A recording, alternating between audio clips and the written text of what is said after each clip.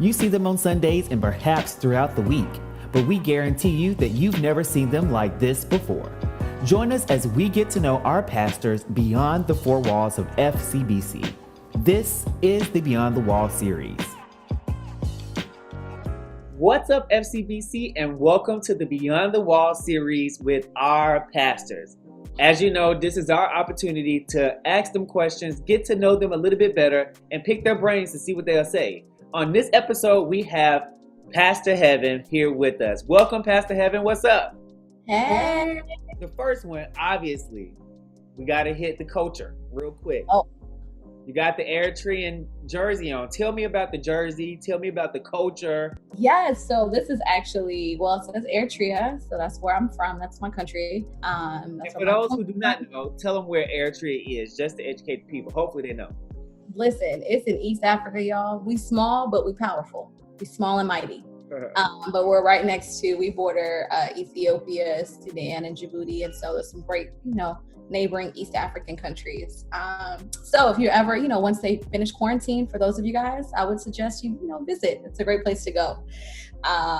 But yeah, so this is my jersey. I got it. I wanted to represent my culture and my country and who I am. I often talk about it a lot in my sermons. I mention it. I've even, said a couple words in my language throughout my sermons because it's so important to me. It's how I was raised, how I was grounded by my parents. And just, it's a huge part of my identity. And so here, this is from Rep Your Motherland. So, it's a cute, kind of like a shout out for them. But it says Eritrea, and then it has sort of some of the images that are on our flag. Tell me about maybe your favorite Eritrean dish. So I would say my favorite Eritrean dish it's called dorho. And so it's kind of spicy. There's you put these chicken drumsticks in there, and there's a different spices of blends. Yeah, so it's really good. It's very delicious. You know what I'm saying? You got to make sure, you take some heartburn medication after. No, I'm joking. But no, it's definitely, it's really good. It's one of my favorite things to eat. I can't cook it, so I have to wait till I go home to see my mom. So gotta see mama. Gotta see mama. So yeah, she makes some good dorho. Between me and you, we all know that there's this dance, right? I call it the bankhead bounce, right? So tell me about this significant circle dance. So that's just a common traditional dance. And John Leslie, you've been to a couple of my events where we've done that, and I know you know how to do that. But yeah, so it's called Gwaila, and so it's common within the Tigrinya tribe. So there's multiple tribes within Eritrea, and so that's the Tigrinya tribe is a tribe that I'm a part of. And so we get together, it's usually a part of big events, weddings. It's a huge deal, but everyone gathers in a circle. And I know you said you call it the big head bounce, and so you just move your shoulders. It's like this,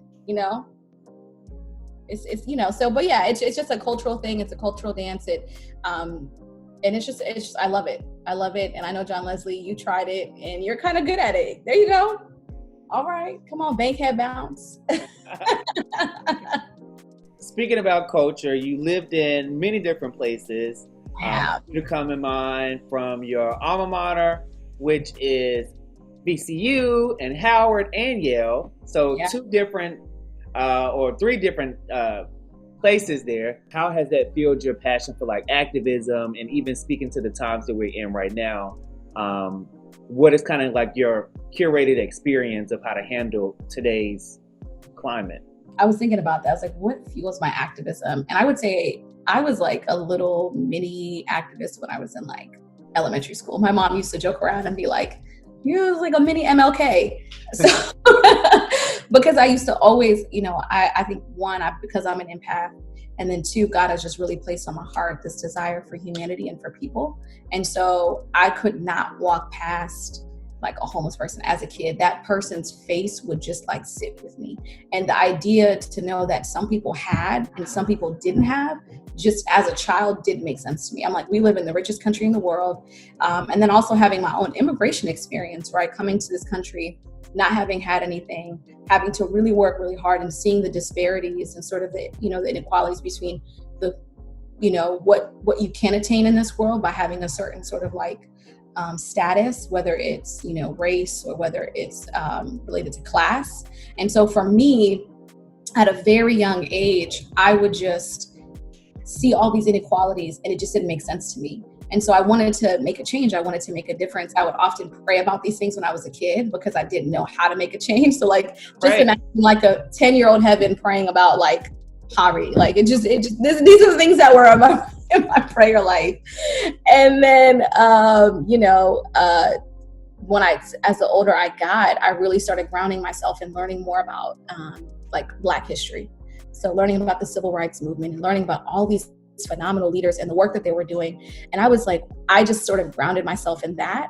And that kind of became sort of my foundation for understanding how I could kind of how I can practically put my activism to work. Tell me about your experience and how all of these pockets of diversity and activism and your life curated experiences have kind of prepared you for today's work. And what you do and how you show up at FCBC with all that you do. So thank you. So how has that prepared you? Oh, well, it has definitely prepared me. Every experience that I've had, every lesson I've learned, every job I've had, even the ones that I didn't even think were like mattered, have all like gone into the work that I do now. So whether it's the food pantry, whether it's our clothing mall, whether it's doing mental health workshops, right? I'm learning that from my experiences as a clinician and being a social worker and being grounded in that. The work that I've done around entrepreneurship and making sure that we're meeting those gaps, and the work that I've been able to do with the Dream Center. I think one thing it's really opened me up is that activism is so much. It's not one lane. There are so many different ways that we can create equity and justice for our community. And so that's in businesses and making sure that people in our community have the right businesses. It's in direct services, making sure that the community is fed, right, and has healthy food options for them. So it's been a lot of different things. And I've been grateful that every point in my life has taught me a lesson to where now in the work that I do, it's equipped me. And like I always say, I think I've just been grateful enough to have phenomenal mentors along the way. And for me to have a pastor like Pastor Mike, who is a very strategic thinker, and is not someone that cares about like the limelight at all, but is about like, how does this impact our community? How we can shift our communities? What institutions can the church create to meet and address social ills? Has really, really inspired me and grounded me in understanding like, what is the call on my life moving forward? So I've been grateful to have him as a mentor and as my pastor. So that's a shout out. So, I want y'all to put that in there. So, he knows just how much I love him. Okay. Now we're going to transition into some rapid fire questions. All right, I'm ready. Let's go. Summer or winter? Summer? What?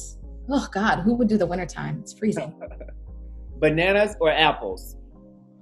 Bananas, because apples give me headaches. That's a weird fact. Would you say you are introvert or extrovert? I'm both. Okay, tell me why. I can be an extrovert when I need to be, but I also because I'm someone that is always front facing in the work that I do, people have to see me. I need my introverted moments where I can be able to replenish and restore and, get myself and my energies out there. So yeah, that's why I say both. Do you like theater or movies? Movies.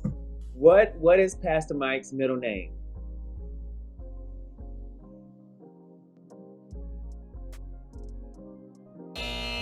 I don't know.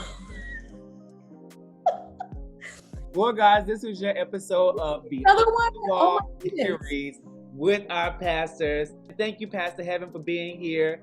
We'll see you next time. I love him. I still love him. Thank you. Love you guys. Hey, y'all. It's Pastor Heaven, and this is my Beyond the Wall story. Next time on the Beyond the Wall series.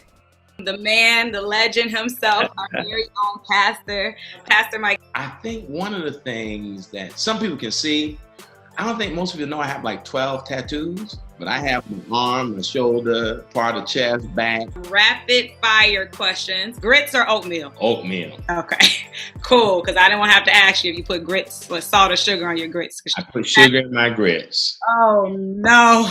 Catch the Beyond the Wall series on Thursdays in July on YouTube and Instagram.